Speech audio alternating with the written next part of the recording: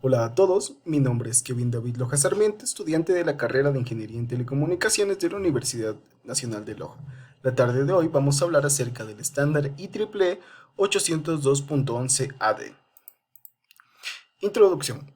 Desde 2009 se empezaba a hablar de un nuevo estándar Wi-Fi que vendría a revolucionar las conexiones inalámbricas, sobre todo en el hogar.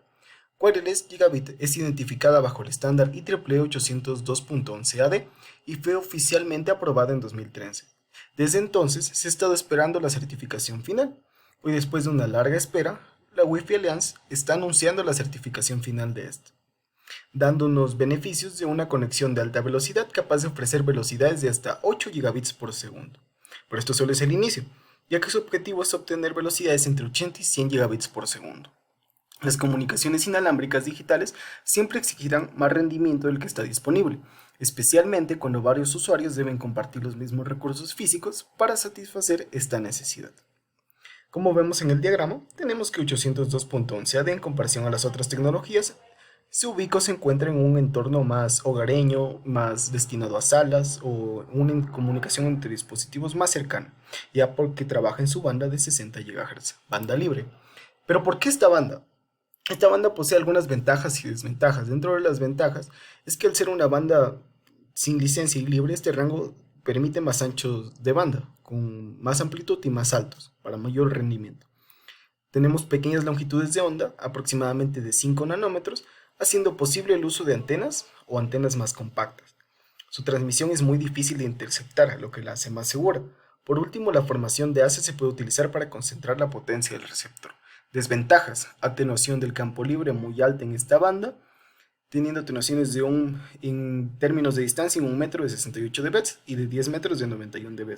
Pero esto no es una desventaja del todo, dado que, como dije en la primera diapositiva, normalmente esta tecnología está diseñada para estar en salas de estar. Entonces, como se trabaja a los 10 metros, no es una desventaja. Lo que sí es que presenta una absorción y por ende una atenuación debido al oxígeno. Algunas características clave son la compatibilidad con velocidades de datos de 8 gigabits por segundo, divididas en módulos de modulación, modos de ahorro de energía, de alto rendimiento con OFDM, aunque OFDM ya está un poco obsoleto para esta tecnología. Uso de la banda sin licencia de 60 GHz, principalmente proporcionando disponibilidad global. Está totalmente integrada en el universo WLAN, ya que trabaja en una tribanda o permite la transferencia de datos en una sesión rápida.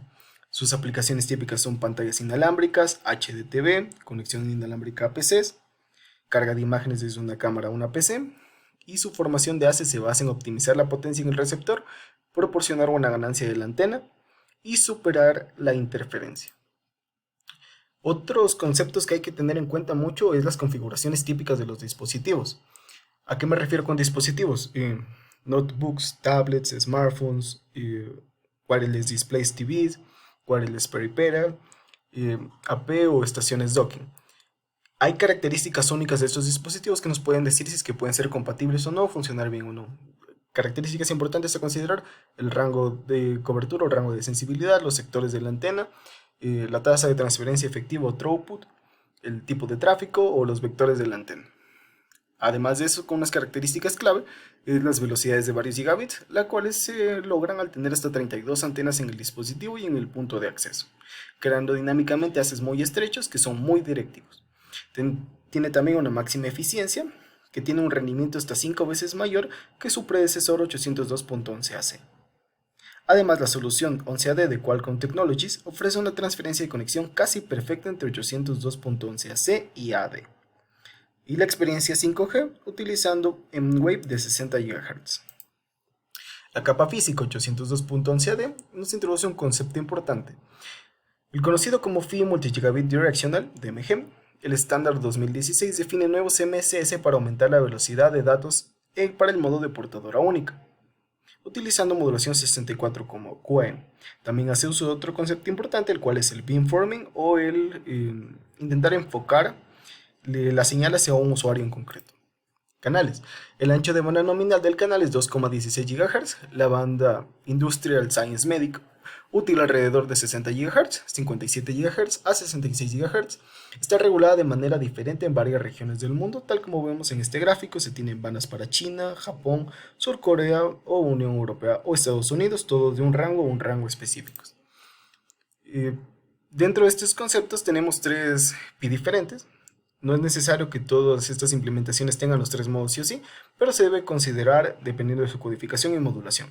El primer modo del que hablaremos es PI de control, el segundo es PI de una sola portadora y OFDM-PI. Tenemos en el gráfico la estructura general de un paquete 802.11 AD.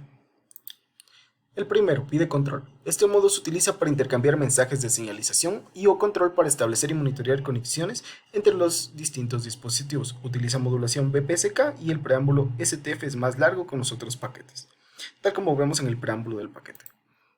También tenemos el encabezado del paquete de control de 40 bits. Y más o menos describiendo cada una de sus partes tenemos la inicialización del codificador proporcionando el punto de inicio para el codificador, la longitud de los datos, la cual nos da un rango de 14 octetos a 1023. El tipo de paquete nos especifica si es que el paquete está destinado al receptor o al transmisor, si lleva información o no. Duración del entrenamiento, si es que se está usando un campo de entrenamiento y de ser así cuánto dura ese entrenamiento. Y HCS o Header Check Sequence proporciona una suma de comprobación por CRC para el encabezado o código de redundancia cíclica.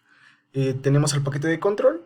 Algo que me olvidaba es que estos conceptos más o menos son muy similares cada uno de los bloques, entonces se obviará eso para las explicaciones más adelante. El codificador es el mismo para todos los PI, solo el valor de inicialización se establece. Se hace uso del codificador de verificación de paridad de baja densidad, LDPC, y se hace uso de BPSK diferencial como una modulación más robusta. El siguiente modo es modos de portadora única. El modo SC se transmiten desde 385 megabits hasta 8,85 gigabits, dependiendo del MCS. Para admitir dispositivos móviles que son sensibles al consumo de energía, se define un modo SC de baja potencia adicional, opcional con un codificador de energía. La estructura básica del paquete es la misma para ambos tipos. En el caso de baja potencia, la modulación 16 QM y 64 QM ya no se utiliza. Todo esto para ahorrar energía. Tenemos el paquete SC-FI para el procesamiento de datos y cada una de las modulaciones y tasas de código que se tiene para alcanzar diferentes rendimientos en este caso. Otro concepto importante es SC-PI de baja potencia. Este método se configura de manera similar al SC-PI, pero está optimizado para ahorrar energía y admitir diferentes dispositivos pequeños que funcionan con baterías. En este caso me he dado la libertad de hacer una comparación entre lo que es una tablet cuando está utilizando lo que es su pantalla encendida utilizando Docket, cuando está su pantalla encendida no utilizando Docket, y cuando está utilizando Docket y su pantalla está apagada. Como vemos, la vida útil de la batería aumenta en un 48%. Todo con estos dispositivos y haciendo uso de SC-FI de baja potencia. Otro concepto importante es OFDM-FI. Para lograr las tasas de datos más altas se implementó un modo OFDM definiendo un total de 12 MSS de 3 a 24. Los diversos MSS tienen diferentes modulaciones y tasas de código y por lo tanto también diferentes rendimientos. La estructura básica del paquete es la misma que el paquete CS y el STF ahora se compone de 17 secuencias, dando una longitud de de 2176 y del CE del 1152. Asimismo tenemos su respectivo preámbulo del paquete. Ahora, OFDM-PI también tiene su cabecera, pero el concepto importante que me gustaría destacar aquí es el emparejamiento de tonos, donde dos soportadores en un desplazamiento de frecuencias especificado transmiten los mismos datos, haciendo que la transmisión sea más robusta a la interferencia selectiva de frecuencia. El emparejamiento de tonos es importante hacerlo en una comparación con SQPSK y QPSK. Es importante tener en consideración la velocidad del Wi-Fi a 2 metros de distancia. Esto es un ejemplo teniendo tres diferentes tipos de routers, cada uno trabajando a una frecuencia característica. Y se ve que con 802.11 AD, utilizando 60 GHz, tenemos una velocidad de descarga abismal, mucho más grande. Formación de haces. Aquí es importante considerar que la transmisión en el rango de 60 GHz está sujeta a una mayor pérdida en el espacio libre que la frecuencia de 2.4 o 5 GHz y las condiciones del canal pueden cambiar drásticamente durante la conexión, esto dependiendo del tipo de paquete o la duración del entrenamiento. Asimismo tenemos su formación de haces y a qué corresponde cada uno de ellos. Requisitos de medición: para nosotros utilizar este estándar. Requisitos generales: la máscara de transmisión, utilizando 1760 MHz para SC y 1830 para FDM, la tolerancia de la frecuencia central, más 20, tolerancia de reloj de símbolos, más menos 20, la fuga de frecuencia del centro de transmisión, más o menos 2,5 dB en FDM, y menos 23 dB en SC, y su rampa ascendente, que viene a ser del 10% al 90%. Otros requisitos ahora dependientes al FI o MCS, vienen a ser la sensibilidad del receptor dependiendo de estos, la planitud de transmisión para FDM, teniendo sus límites en dB de subportadoras y subportadoras en otro límite, su medición del indicador de potencia, indicando la potencia de radiofrecuencia en un rango de 0,255 o de 0 dBm a menos 110 dBm en saltos de 0,5 dB. Algunas consideraciones finales que me he dado la libertad de hacer son las interferencias. Como se muestra en la figura, al cambiar de 802.11 AC a su nueva versión AD, la velocidad de transferencia de archivos se multiplica en un 12,5 en un punto de acceso y por 17,8 en el segundo punto de acceso, teniendo un aumento neto de 14,15 veces. Como vemos, este estándar permite velocidades y mejoras abismales. Ahora, en la latencia de solo 60 milisegundos no está tan mal y es más que suficiente para muchos casos de usos, incluido el video. Sin embargo, para aplicaciones ya más modernas, como es que aprovechan la realidad virtual aumentada, incluso aplicaciones más básicas como un ratón inalámbrico, una alta latencia en la interfaz aérea, aunque solo sean milisegundos, puede convertir lo que habría sido una experiencia del usuario atractiva en un gran dolor de cabeza, literal y figuradamente. Como vemos, con 802.11 AD esta latencia es mínima, a diferencia de 802.11 AC, lo que nos dice que esta es una tecnología que se está preparando para el futuro y está siendo eficiente para el futuro. Ahora he encontrado una simulación en MathWorks, en MATLAB, en lo que básicamente se presenta una generación de forma de ondas de 802.11 AD para Wayland Toolbox. Está diseñado para comunicaciones de corto alcance y de alta velocidad de datos, por ejemplo, transmisión de video entre un teléfono y un televisor, operando en la banda de 60 GHz, donde hay mucho ancho de banda disponible, lo que permite un rendimiento de hasta 6,9 gigabits por segundo en una sola transmisión espacial.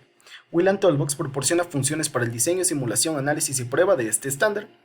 Los ejemplos proporcionados incluyen generación de formas de onda, medición de transmisor, máscara de emisión y EWM, el modelado de enlaces de extremo a extremo con modelos del canal de desvanecimiento y recomparación de paquetes. Es una simulación muy completa, recomiendo verla, ya que nos explica este estándar ya de una forma más técnica y de una forma más visual utilizando las herramientas de la calculadora gráfica MATLAB. Conclusiones. Por el tiempo limitado no las voy a leer, pero las dejaré en pantalla un tiempo coherente.